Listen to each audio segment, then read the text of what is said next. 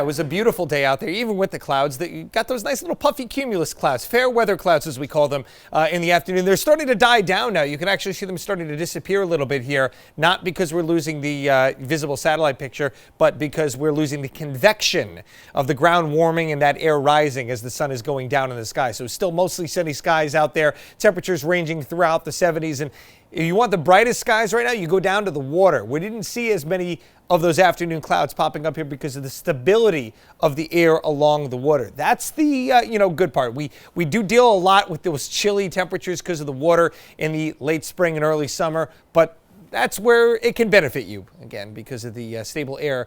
A lot of times when you get those thunderstorms building inland as well during the summer, you might get an extended beach day because they will not be happening at the shoreline. Not always, but a lot of times. There are your winds right now, generally seeing a bit of a south wind, a little bit of a sea breeze as we headed into the afternoon.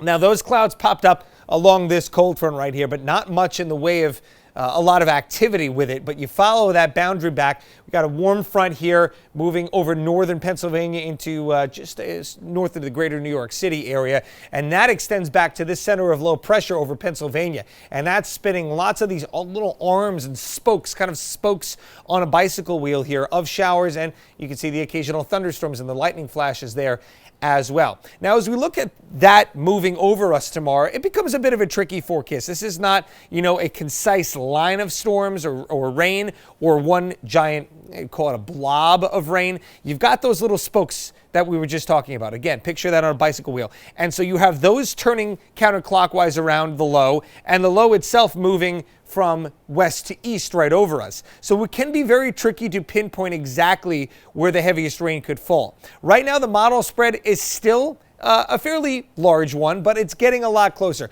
We showed you this an hour ago, and we had, more of in the way of disagreement, but now you're starting to see these coming together a little bit, and it falls in line with what our rain forecast has been showing. Anywhere from half an inch to around an inch of rain. Right now, it does look like the higher amounts, the 1 to maybe as much as 2 inches, are going to be from Connecticut up to the north and east over central Mass and into the Boston area. It looks like we may get out of this one with less than what some of us, again, to the north pick up.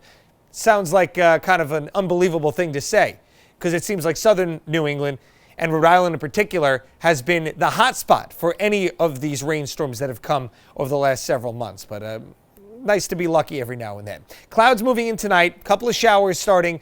Most of the activity gets here well after midnight, though.